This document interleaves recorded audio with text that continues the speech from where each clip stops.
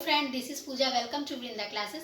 आज हम लोग जो है पेपर वन का मैंने 2 वीडियोस ऑलरेडी पोस्ट कर दिया है और एक स्ट्रैटेजी से रिलेटेड भी वीडियो मैंने पोस्ट किया है, तो आप लोग उसको ज़रूर देखिएगा। और जैसे कि मैंने इन्फॉर्मेशन दिया है कि सीटेट ज़रूरी क्यों है इस बार, तो क्योंकि केवीएस की वैकेंसीज देखने को मिल रही हैं, एक हफ्ते बाद में भी उसका नोटिफिकेशन आ जाए, तो इसलिए सीटेट काफ़ी इंपॉर्टेंट है। तो पेपर 2 के लिए मैं जो है प्रीवियस ईयर आज से स्टार्ट कर रही हूँ और आप लोगों जो है इसको ज़रूर देखिएगा और इसको सपोर्ट भी करिएगा, ठीक। अगर इस पे जो है लाइक व्यूज़ अच्छी रहती हैं तो जो है मैं नेक्स्ट और भी प्रीवियस ईयर के पेपर लाती रहूँगी। तो जैसे कि आप लोगों ने मेरे प्रीवियस वीडियो को बहुत ही ज़्यादा सपोर्ट किया, उसके लिए थैंक यू सो मच। और इसी तरह वीडियो को सपोर्ट करिए, लाइक करिए, सब्सक्राइब करिए और करवाइए सीटेड वालों बच्चों के लिए। ये सारे प्रीवियस ईयर बहुत इंपॉर्टेंट होते हैं, आप लोगों को पता ही होगा कि प्रीवियस ईयर का बहुत ही अच्छा रोल रहता है, ठीक है। तो चलिए वीडियो स्टार्ट करते हैं हम लोग और प्रीवियस ईयर का पेपर सॉल्व करते हैं। कोई क्वेश्चन रहेगा तो कमेंट सेक्शन में कमेंट करिएगा, ओके। चलिए हम लोग आज साइंस की पेडागोजी भी स्टार्ट करते हैं। मैथ की पेडागोजी का वीडियो मैंने अपलोड कर दिया है। ये शायद 20 दिसंबर का पेपर है लास्ट ईयर का, तो इसी से जो है मैथ की पेडागोजी मैंने अपलोड किया है। ये साइंस की पेडागोजी है पेपर 2 वालों के लिए। तो पेपर 2 वाले अगर जा रहे हैं तो पेपर 2 का पेडागोजी ज़रूर सॉल्व करिएगा, क्योंकि पेपर 1 से थोड़ा सा डिफरेंट रहता है पेपर 2 का पेडागोजी, ठीक है। सिर्फ कहने में सेम रहता है, थोड़ा थोड़ा डिफरेंट रहता है। तो चलिए डिस्कस कर लेते हैं यहाँ पे। निम्नलिखित में से कौन सा विज्ञान में प्रेक्षण करने के संदर्भ में सही नहीं है, यानी कि साइंस को ऑब्जर्व करने के लिए सही नहीं है। It involve seeing, testing, touching, listening and smelling. तो इसमें ये सब शामिल रहता है विज्ञान के ऑब्जर्वेशन में, बिल्कुल। साइंस की पेडागोजी को हम लोग हिंदी में भी रीड करते हैं तो अच्छे से समझ में आता है। यह बताने पर केंद्रित रहता है कि यह क्या है, बिल्कुल हम किसी चीज़ को बारीकी से ऑब्जर्व करते हैं इसमें। ऑप्शन नंबर 1 भी हमारा राइट आंसर है, 2 भी राइट आंसर है, ठीक है। यह प्राकृतिक परिघटनाओं के बारे में निष्पक्ष सच्चाई देता है, या यह किसी परिघटना के बारे में प्राथमिक आंकड़े एकत्रित करने में सहायता करता है, ठीक है। तो यहाँ पे ऑप्शन नंबर 3 हमारा यहाँ पे राइट आंसर हो जाएगा, जो कि सिर्फ ऑब्जर्व करने में संदर्भ में सही नहीं है, ठीक है। ऑप्शन नंबर 3 यहाँ पे राइट आंसर है। निष्पक्ष सच्चाई देता है, तो ये ऑब्जर्व करने से नहीं पता चलता है, वो निष्पक्ष सच्चाई देता ही है, ठीक है। तो इसके लिए ऑब्जर्वेशन की ज़रूरत नहीं है साइंस की, ठीक है। वैसे देखने में ये ऑप्शन बिल्कुल कितना अच्छा लग रहा है, लेकिन ये सही नहीं है, ठीक, क्योंकि ये रियल ही है, इसको ऑब्जर्व करने की ज़रूरत ही नहीं है, ठीक। और बाकी सारी चीज़ को हम साइंस के पॉइंट ऑफ व्यू से ऑब्जर्व करते हैं। चलिए नेक्स्ट क्वेश्चन की तरफ चलेंगे।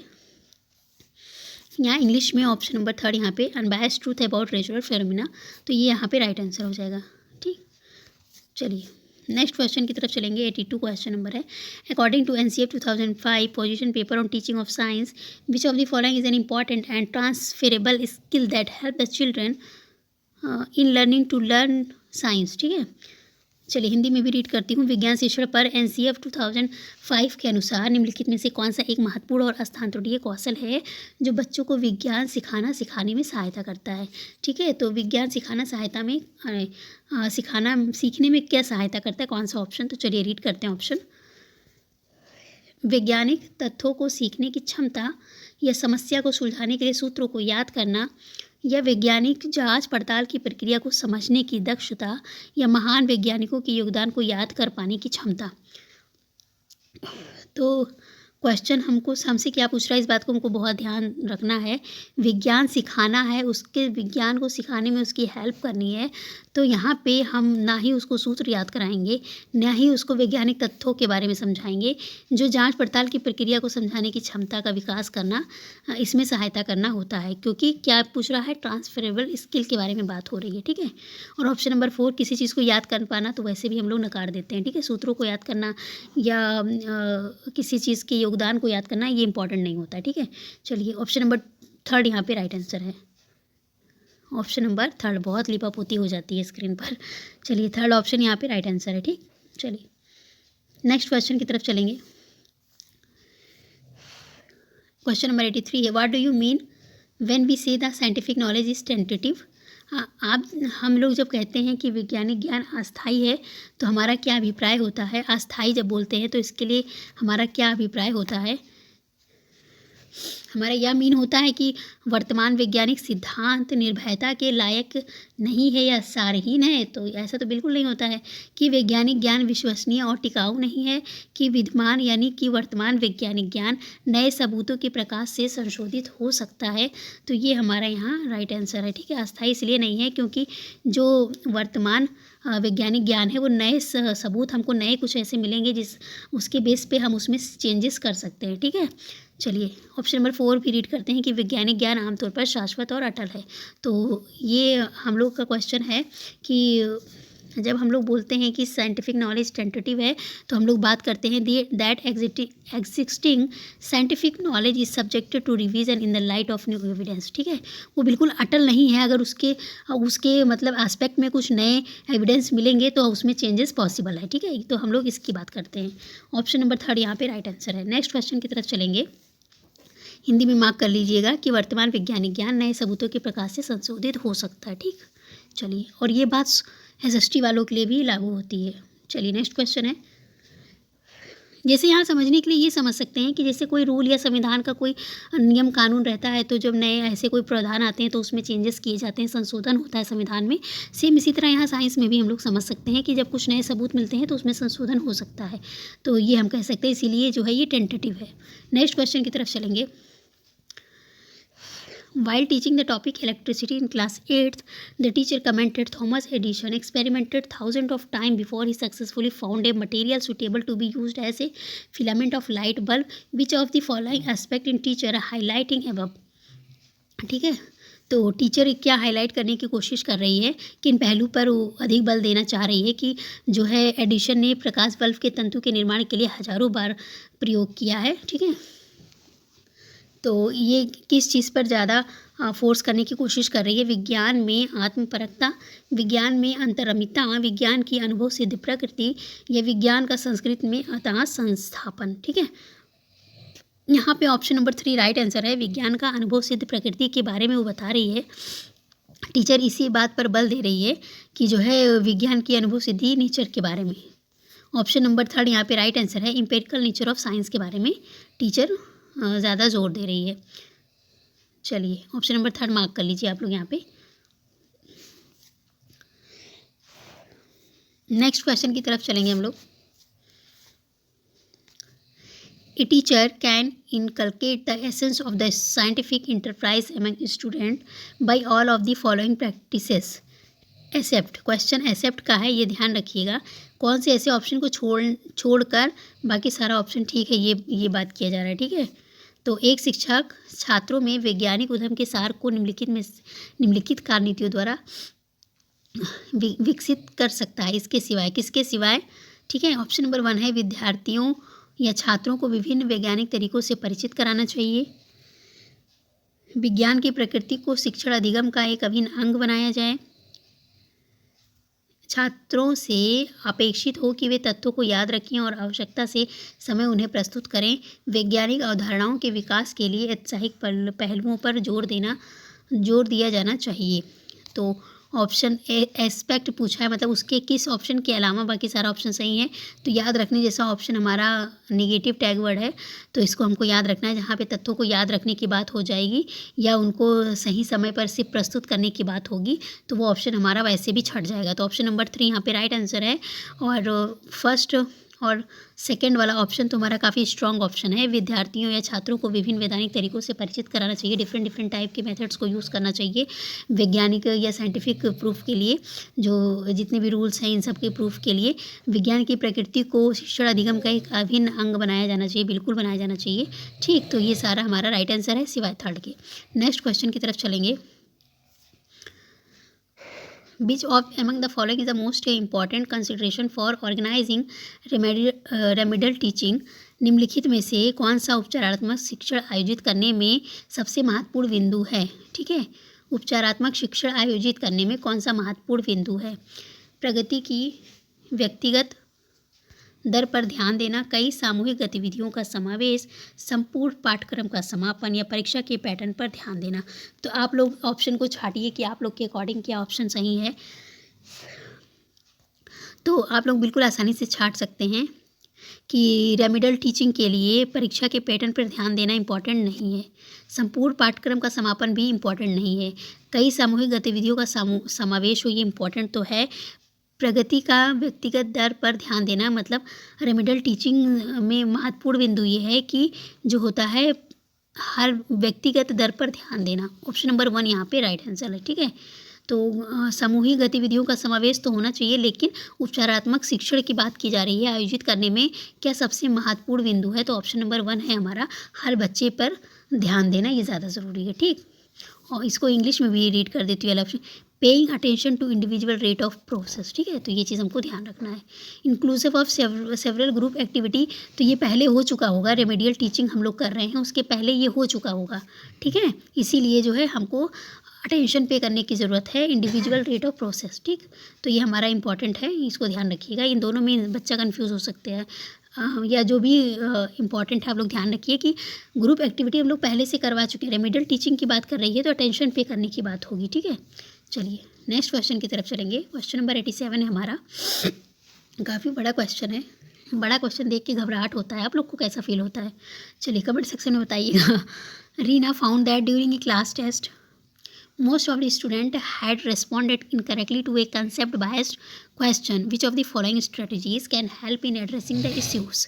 ठीक है, कक्षा परख के दौरान रीना पाती है कि अधिकांश विद्यार्थियों ने एक अवधारणा आधारित प्रश्न के लिए गलत उत्तर लिखा है। निम्नलिखित में से कौन सी रणनीति इस समस्या को संबोधित करने में सहायता कर सकती है, कौन सी ऐसा ऑप्शन है जो इस प्रॉब्लम को सॉल्व करने में मदद कर सकती है। ठीक है, चलिए ऑप्शन रीड करते हैं हम लोग। तो क्वेश्चन वो कैसा क्वेश्चन वो बच्चे गलत आंसर दिए हैं, जो कंसेप्ट बेस्ड क्वेश्चन है उसको बच्चों ने गलत किया है, तो कौन सा ऑप्शन बेटर होगा ये हमको ध्यान रखना है। विद्यार्थियों को पढ़ने समझने और अच्छी तरह याद करना, तो कंसेप्ट बेस्ड होगा तो याद करने के लिए प्रेरित क्यों करेंगे, ये तो बिल्कुल भी ख़राब ऑप्शन है, याद करने से प्रेरित करना कोई बात नहीं है याद करने के लिए। नेक्स्ट क्वेश्चन है, नेक्स्ट ऑप्शन है, अभिभावक शिक्षक बैठक की व्यवस्था पर अभिभावकों से विद्यार्थियों को अगले परख की तैयारी अच्छी तरह से करने को प्रेरित करने के लिए कहें, तो ये तो कोई ऑप्शन नहीं है। इस समस्या को सुलझाने के लिए अवधारणा को फिर से पढ़ाएं, ये हो सकता है अवधारणा को फिर से पढ़ाया जाए, लेकिन और ऑप्शन की तरफ हम लोग चलते हैं। अवधारणात्मक रिक्तताएँ खोज कर उनके अनुरूप अवधारणा का शिक्षण करें। ठीक है, तो यहाँ पे हम लोग बात करेंगे कि अवधारणात्मक रिक्तियाँ जो है, मतलब उसको सीखने में कहाँ पे गैप है, वो किस चीज़ों को सीख नहीं पा रहा है, उसको खोज कर, मतलब उनकी कमियों को खोज कर, कहाँ गलतियाँ रह गई हैं उस चीज़ को खोज कर उसके अनुरूप अवधारणा का शिक्षण करें, उसके अनुरूप जो जिसको कंसेप्ट में उसको समझने में प्रॉब्लम हो रही है उसको टीच करें। मतलब पहले ये ऑब्ज़र्व कर ले कि रिक्तियाँ कहाँ पे हैं, मतलब गलतियाँ कहाँ पे हैं, फिर उसके हिसाब से कंसेप्ट को समझाएं या उसका टीचिंग करें। ऑप्शन नंबर 4 हमारा यहाँ पे राइट आंसर है। वेट ए सेकेंड, चलिए एक्चुअली PDF बैक हो गया था, स्टार्ट करते हैं हम लोग यहाँ से फिर से। तो हम लोग क्वेश्चन समझ चुके थे कि बच्चे कंसेप्ट बेस्ड जो क्वेश्चन है वो गलत करते हैं, तो उसके लिए एक टीचर को क्या करना चाहिए, तो टीचर को क्या करना चाहिए, जो कंसेप्ट बेस्ड क्वेश्चन वो गलत कर रहे हैं उनको खोजें कि उसमें गलती क्या है, उसके बाद जो है उसकी टीचिंग करें। तो ऑप्शन नंबर 4 है यहाँ पे राइट आंसर है। चलिए नेक्स्ट क्वेश्चन है हमारा, इसको इंग्लिश में भी रीड कर देती हूँ। Search for the conceptual gap, की मतलब सीखने में कहाँ कमी रह गई है, and teach the concept accordingly, मतलब उसी के अनुसार पढ़ाएं। ये टीच द कंसेप्ट अगेन ये तो ठीक था, लेकिन पहले गैप तो फाइंड कर लें कि कहाँ उनको सीखने में प्रॉब्लम आ रही है। ठीक है, तो ऑप्शन नंबर 4 हमारा यहाँ पे राइट आंसर है। चलिए नेक्स्ट क्वेश्चन की तरफ चलेंगे। क्वेश्चन नंबर 88 है हमारा, ये रीज़न और असेशन वाले हैं, तो आपको थोड़ा ध्यान से पढ़ना है। Read the following statement and choose the correct option. Assertion पढ़ते हैं। Demonstration of discrepant events help in addressing misconception, या ऑप्शन नंबर इसका रीज़न है discrepant events creative cognitive conflict for conceptual change. ठीक, भ्रांत अवधारणाओं को संबोधित करने में असंगत घटनाओं का प्रदर्शन सहायता करता है। जो हमारी गलत धारणाएं या भ्रांत धारणाएं हैं उनको संबोधित करने में जो असंगत घटनाएं हैं वो उनका प्रदर्शन करना सहायता करता है, या असंगत घटनाएं संकलनात्मक बदलाव के लिए संज्ञानात्मक द्वंद्व को उत्पन्न करती है। ठीक है, सारे टर्म कितने टिपिकल है। ठीक है, अब चलिए पढ़ लेते हैं। समझ चुके होंगे आप कि जो गलत अवधारणाएं उनको संबोधित करने के लिए असंगत घटनाओं का प्रदर्शन सहायता करता है, और इसका रीज़न दिया हुआ है जो असंगत घटनाएं हैं उनका संकलात्मक बदलाव के लिए संज्ञानात्मक द्वंद्व को उत्पन्न करती है। ठीक है, ऑप्शन नंबर 1 है ए और आर दोनों सही हैं और आर सही व्याख्या करता है एक ही। ठीक है, ऑप्शन नंबर 1 यहाँ पे हमारा राइट आंसर हो जाएगा, दोनों सही हैं। और अब तक सीटेट का मैंने जितना भी पेपर सॉल्व किया है, असर्शन और रीजन वाले क्वेश्चन तो सारे में यही होता है, दोनों सही रहते हैं और आर जो होता है वो एक ही व्याख्या करता है। तो अगर आपको समझ में नहीं आ रहा होगा तो ये ऐसे ही वाला ऑप्शन मार्क कर दीजिएगा। ठीक, चलिए नेक्स्ट क्वेश्चन की तरफ चलेंगे। हमारा 89 नंबर क्वेश्चन है। कितना बड़ा क्वेश्चन है, देखिए आपको टाइम मैनेजमेंट का बहुत इश्यू होगा, इसलिए टाइम मैनेज करना बहुत ज़रूरी है। आप एग्ज़ाम से पहले प्रैक्टिस सेट ज़रूर सॉल्व करिएगा। ठीक है, ये मेरा पर्सनल एक्सपीरियंस है और इस बेस पे मैं आप लोग को बार बार बोलती हूँ कि प्रैक्टिस सेट ज़रूर सॉल्व करिएगा। इससे जो होता है ये टाइम मैनेजमेंट का इश्यू थोड़ा सही हो जाएगा और जो क्वेश्चन पढ़ने का हैबिट है वो ठीक रहेगा। ठीक है, चलिए क्वेश्चन रीड करते हैं। A teacher and her group of students, while carrying out an activity on seed germination, planted seed in different conditions and found that dry seed did not grow. ठीक है, एक बच्चे होते हैं वो सीड जर्मिनेशन पे एक्टिविटीज़ करते हैं और ये उनको मिलता है कि जो है सीड जो होते हैं वो ड्राई कंडीशन में, मतलब ड्राई सीड ग्रो नहीं करते हैं। The teacher pose the following questions to student, why do you think these seeds are not growing, या what can be done to make them grow. आपको क्या लगता है क्यों ये ग्रो नहीं कर रहे हैं, या आपको क्या लगता है कि कैसे ये ग्रो कर सकते हैं। ठीक है, which of the following skills is the teacher trying to develop among the student through these questions. तो इन क्वेश्चन की हेल्प से टीचर क्या डेवलप करने की कोशिश कर रही है कि जो हमारी सीड्स हैं ग्रो क्यों नहीं कर रही हैं और क्या करना चाहिए। ठीक है, तो ये हमारा जो है ऑप्शन हम लोग रीड करते हैं, ऑब्जर्विंग या हाइपोथेसिस या प्रिडिक्टिंग या क्वेश्चन रेजिंग। तो क्वेश्चन रेजिंग स्किल बच्चों में डेवलप नहीं कर रही है, वो कुछ आप जो है परिकल्पना को डेवलप करने का प्रयास कर रही है। ठीक है, हाइपोथेसिस को डेवलप करने का प्रयास कर रही है। ऑप्शन नंबर 2 यहाँ पे हमारा राइट आंसर है। क्यों और क्या का जहाँ क्वेश्चन होगा, क्यों और क्या, ठीक साइंस में अगर आपको कहीं पे क्यों और क्या का ऑप्शन दिखेगा तो वहाँ पे आप हाइपोथेसिस वाला ऑप्शन यानी परिकल्पना का स्किल डेवलप करने की कोशिश कर रही है। ठीक है, चलिए नेक्स्ट क्वेश्चन की तरफ चलते हैं। क्वेश्चन नंबर हमारा पेडागोजी का लास्ट क्वेश्चन है, साइंस की पेडागोजी का। चलिए, which of the following statement are correct regarding assessment in science. Science के असेसमेंट यानी मूल्यांकन के लिए कौन सा ऑप्शन यहाँ पे करेक्ट है। ठीक, तो कई सारे मल्टीपल ऑप्शन सही हो सकते हैं, तो चलिए रीड करते हैं अच्छे से। Continuous assessment dilute teaching learning को डाइल्यूट कर देते हैं, ऐसा तो बिल्कुल नहीं है। It is empirical to record each task of each student, assessment के का ये भी मीन होता है। चलिए नेक्स्ट क्वेश्चन की तरफ चलेंगे। Qualitative criteria help in meaningful assessment, ये every concept need not to be tested. ठीक है, तो कौन सा यहाँ पे राइट आंसर हो जाएगा। इसको थोड़ा सा हिंदी में भी रीड करती हूँ। निम्नलिखित में से कौन सा विकल्प जो है विज्ञान में आकलन करने के संदर्भ में सही है। निरंतर आकलन पढ़ाने सिखाने को हीन बनाता है, तो ऐसा बिल्कुल नहीं है। कॉन्टिन्यूअस असेसमेंट हीन नहीं बनाता है। हर छात्र के हर नियत कार्य को अभिलिखित करना अव्यवहारिक है। गुणात्मक मापदंड अर्थपूर्ण आकलन में सहायता करता है। यह हर अवधारणा को परखना आवश्यक नहीं है। तो कौन सा यहाँ पे सही है, तो हर अवधारणा को परखना आवश्यक नहीं है। बिल्कुल असेसमेंट के लिए ये इंपॉर्टेंट नहीं है कि आप हर अवधारणा को परखें, नहीं है फिर भी ये सही है। ठीक है, नहीं है फिर भी ये सही है। ऑप्शन नंबर 2 भी है, गुणात्मक मापदंड अर्थपूर्ण आकलन में सहायता करता है। ठीक है, ये दोनों हमारा राइट आंसर हो जाएगा, जबकि हमारा ऑप्शन 1 गलत है, ऑप्शन 2 भी गलत है। ठीक है, तो ऑप्शन नंबर CD जहाँ होगा वहाँ जाएंगे, तो COD हमारा ऑप्शन नंबर 2 है, तो यहाँ पे ऑप्शन नंबर 2 यहाँ राइट आंसर हो जाएगा। ठीक, इंग्लिश में भी मार्क कर लीजिए आप लोग, ऑप्शन नंबर 2 यहाँ पे राइट आंसर है। ठीक, चलिए आई होप ये सारा डिस्कशन आप लोगों को हेल्पफुल लगा हो, और हेल्पफुल लगा हो तो इसी तरह के वीडियोस के लिए लाइक शेयर करें, सब्सक्राइब करवाएं अपने दोस्तों से और उनको जोड़ें। प्रीवियस ईयर को सॉल्व करने में हम लोग पूरा प्रीवियस ईयर सॉल्व करेंगे, और आप लोग जानते हैं कि सीटेट में प्रीवियस ईयर का कितना वेटेज रहता है। ठीक है, तो चलिए मिलेंगे नेक्स्ट किसी टॉपिक के साथ, जो आप लोग कमेंट सेक्शन में डिस्कस करोगे जिस प्रीवियस ईयर का मैं उसी का पेडागोजी वगैरह लेके आ जाऊँगी, या फिर कंटेंट भी लाने की कोशिश करूँगी। ठीक, चलिए मिलेंगे नेक्स्ट वीडियो में। कल इसका कंटेंट करवा देती हूँ। ठीक है, इस ये जो मैंने पेपर अभी कराया है इसका कंटेंट। ओके, चलिए ठीक है, मिलेंगे नेक्स्ट वीडियो में। Bye bye, take care.